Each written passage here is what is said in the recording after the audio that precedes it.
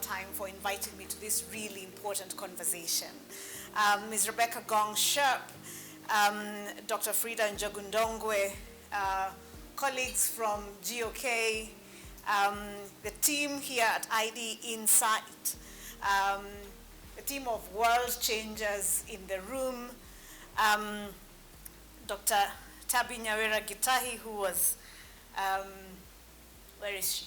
Who was my senior in high school and was kind to me. She could have bullied me if she wanted.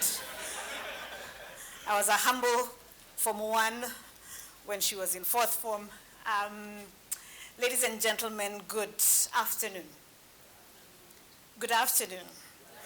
As you've heard, I'm Roslyn Njogu. I have the distinct pleasure and honor of being the first ever Principal Secretary for the State Department for Diaspora Affairs. And I don't have to go into much about that because I think it was spoken about in a little bit of detail.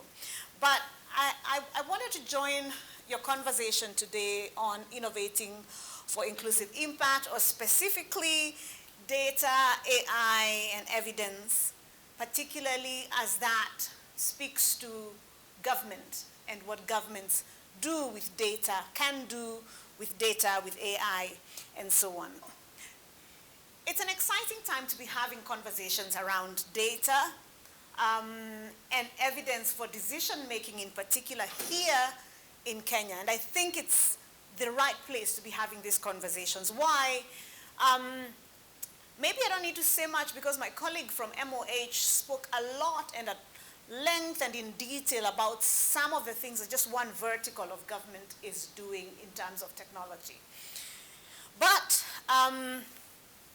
part of my job probably in this conversation is sort of to abstract the conversation a little bit. Then I will be very comfortable in abstract things. As you heard, I'm a scholar of power and things like that. I used to be probably a revolutionary, a much more challenger of power, and part of my job was to speak truth to power. It turns out it's much more difficult to be on this side and to have truth spoken to you and to be seen as power. But we wield that power responsibly. This is the home of the Silicon Savannah, which necessarily means that a lot of the conversations that are being had here are being had in the right place with people with the right skill and understanding and infrastructure to be able to take this conversation forward. Kenya is the only country in Africa and one of very few countries around the world that actually have an ambassador or a special envoy for digital and technology. So we are one of very few people that are taking this space extremely seriously. We want to understand what does digital diplomacy look like and how can we engage a little bit more deeply with these questions and lead these questions. Kenya also has continued to punch perhaps above her weight in a lot of these conversations. In my own sort of little space, I'm able to see the fantastic talent in, broadly speaking, IT, data science, technology, that comes from here. And in my experience, that also moves abroad and works in diaspora spaces. It's also a good time to be having this conversation as we look towards the retiring of Kenya's Vision 2030 in another 6 years. So we move into Kenya at 100. We start to imagine what Kenya is going to look like when we celebrate our 100th anniversary or birthday. And we are structuring and we are posturing. We are already beginning to plan what are the different pillars that will propel us to that place and what do we want Kenya to look like. So, but in this journey, a number of things have happened, including the moving of a lot of government services online, for example. As of today, you can access 17,000 government services online. That started with something like 3,000 or less than 3,000 in 2022. And over the space of less than 2 years, we've managed to move 17,000 services online. And it's, you know, it's everything. It's applying for a passport. It is applying for a permit. It's also asking for, you know, us to trace a relative who has gone missing abroad, right? So it's tracing people and that kind of thing. So think about migration, for example, in my case. And think about, I think you mentioned that, you mentioned that you saw us seeing off 67 teachers 2 days ago leaving for the US to work there. These things that we are seeing or that we are doing, which are, say, labor migration, what is that going to look like in another 10 years? We're an extremely youthful population. Median age is 19. Median age in parts of the world, such as where we see a lot of our people moving, is 44 or 48. Even if government did nothing, you expect the forces of demand and supply, push and pull factors to work, and people will move to where work, particularly around demographics or ICT, as I spoke about, is available. But what will that mean for us as a government in 10 years? Right now, we have anything between 3 and 4 million Kenyans living abroad, spread across different parts of the world. Traditionally, it used to be the largest places were the US and the UK, rest of Europe, Australia, and then other parts of Africa. In the last 10 years, we've seen major shifts where we have a lot of Kenyans now having moved to the Middle East, for example. What does that mean for a government such as ours? How do we track who migrates and what kind of resources they need? Traditionally, we had, you know, people going away for their first degree or for their second degree to the US, to the UK, to Australia, Canada, right? You would get a degree, you would enter society at a fairly comfortable level, at a fairly, you know, decent socioeconomic level. You would do certain things. And that model of a diasporian, I think we had down pat, right? So, but over the last 10, 15 years, we've seen migration of persons who do not hold a degree, have very little training, if any, and let's say they move to the Middle East as housekeepers. You're entering society at a fairly low socioeconomic level. Your needs are very different. If I have to support Dr. Gitahi living in Canada, she probably only wants me to make sure that when she goes to the embassy, she's served quickly, courteously, and can get a passport, right? Or if she has children abroad, she wants to be able to get, you know, what do you call it? Birth certificate of Kenyan born abroad quickly, and that kind of thing.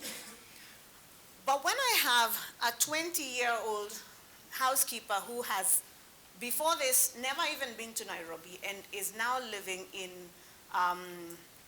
Doha, the needs that as a government we need to support are very different.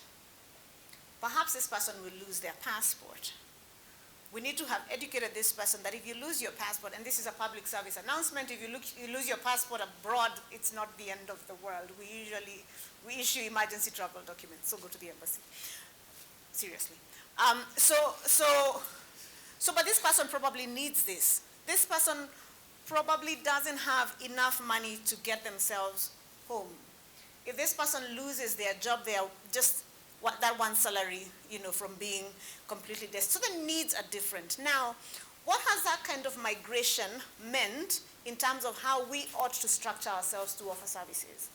So with social media, I think now we get instant feedback on projects. And I mean as government, you put something and citizens, well, including bots, also feedback immediately, and they tell you various things. But They are useful tools that can tell me what the sentiment around a particular thing is. I can do sentiment analysis and tell me, you're constantly talking about remittances, for example. This is a sentiment around remittances. This is what people are feeling about remittances. And that can help us either A, correct certain misinformation, B, offer more information, C, pivot how we are communicating about certain things. Problems that you can solve for me. Maybe let me say quickly that the State Department for Diaspora Affairs has a 9-point mandate. I will not take you through the 9-point mandate. But it's broadly economic, which is help Kenyans find more job opportunities abroad, speak about diaspora savings, investments, and remittances, and create an incentive framework for remittances, and so on. Socio-political, you can think about things like ensuring that diasporians are connected for purposes of national development. You're engaging them. I have a mandate to continuously promote dialogue, so part of my job is to make sure that people are talking, and to make sure that people increasingly can vote more and more. Okay, so, and then we have protection mandates, and this is our most important mandate, which is to make sure that the rights and welfare of Kenyans abroad are protected. And this mandate has everything to do with, you can think of labor migrants and protecting their rights. You can think of ensuring that people can get consular services in a quick and efficient way, whether it's passports, IDs, counseling, all the way to evacuation and repatriation. Evacuation, but also repatriation of the bodies of Kenyans who perish abroad is a service and is part of the job that we do. I think we have a team that supports in that. Here are my problems that I'd like you to solve for me. One, part of our job at Diaspora is to understand in good enough detail these 3 to 4 million people who live abroad and who are going to continue to live abroad. Yeah? To understand who they are, what their ages are, what their earning capacity is, what the socioeconomic markers for them are.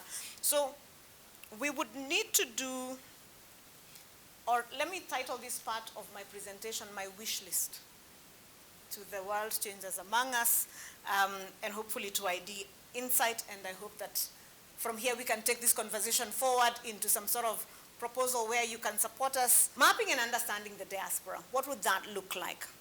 Data collection analysis. If we are doing a rapid assessment of what one community looks like, and say we are learning, we're getting all the information about a community in Maralal, that's easy. That's a targeted space. We can go there, we can give you an army of research assistants and you get that information. But Kenyans are in 195 countries, by my last count. We haven't found a country where we don't have a Kenyan yet. We haven't checked North Korea, but I am convinced. I am convinced somebody is selling jackets there. So how do you map such a widespread population with enough depth that it is useful? So we want to find out what are their demographics, what are their needs, what are their professional backgrounds, but importantly, what is their story? How did you get there? Did you move here as a labor migrant? Did you move here as a student? Did you move here as a family reunification? Because those stories tell us different things in terms of what we need to be thinking about as government, what we need to be looking out for, what support we need to be thinking about, but also how to engage you strategically for national development, right? You've been here 20 years, you're actually thinking about going for office. And we now do have a number of Kenyans who are in various elective positions around the world. What would that mean for Kenya then to be able to engage that government? So this kind of analysis and in-depth mapping would be very, very helpful. Around diaspora investments, again, using analytics to understand and to explore areas for economic opportunities and potential areas for investment. So how would we, in a much more targeted way, offer opportunities and information, basically understanding a little more what they're trying to do. And this is not just the usual, or this market sort of response to real estate, go and sell real estate. It's also things like we are having here in Kenya innovators around these 5 things. How are we able to do crowdfunding, for example, within the diaspora to fund this? Crisis management. One of the first things I had to do, and I'll talk about 2 crises, and then I will say one more thing and I'll end. One of the first things I had to do when I took office was to manage what was clearly a crisis in the Middle East when I took office in December of 2022. We had, at the time, a crisis around domestic workers in the Middle East. And if you remember, the media then was awash with, distress among Kenyan housekeepers in the Middle East and so on. Dealing with that required a level of data that we didn't have, or that was disaggregated. Immigration will have their data on who has left the country, right? The National Employment Authority or Ministry of Labor has data on agencies that work sometimes to recruit these people.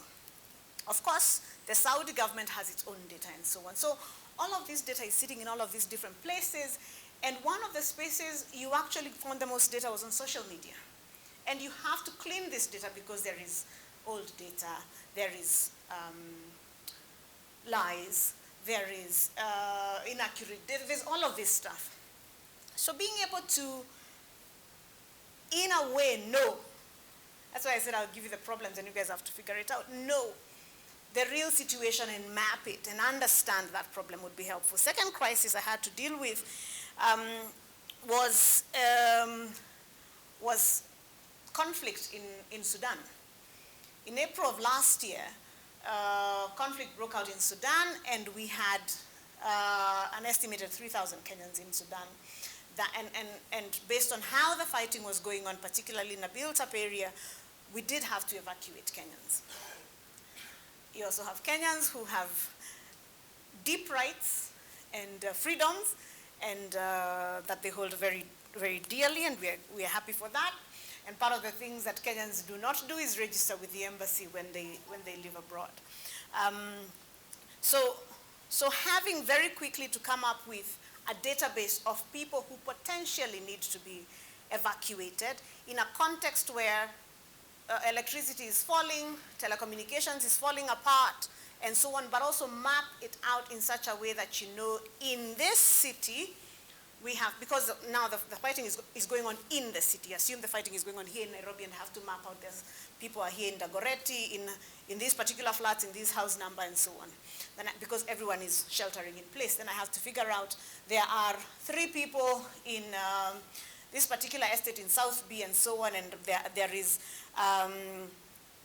there's a very pregnant, the 9-month pregnant woman in this and so, and basically figure out what are the different needs so that you can mobilize resources so that you can bring them out. We did use some tech to map out sort of where people were. But having a better thought through tool that quickly allows us to use the data that we have to map people out and see extraction routes and so on would be very, very important. Finally, allow me to say that, these are the 2 crises that I want to talk about. But broadly speaking, and this is the last thing I wanted to say, broadly speaking, governments and governments like ours, especially that are the governments of extremely youthful populations, need to understand increasingly how the population is dealing with data, is receiving its communication, where it is getting its news from, and know how to target communication into those spaces. Now, I have talked a lot. I have given a wish list, which I really hope somebody is going to help us think through. I've also mapped out what are some of the places and things that government is doing. but mostly allow me to just express once again my pleasure having been here and having been invited to speak and to share my thoughts in their most raw form. And that is what I was asked to do. I didn't prepare a written speech because I wanted to have this conversation. So that hopefully we can have further conversations around data and evidence for decision making. Thank you very much.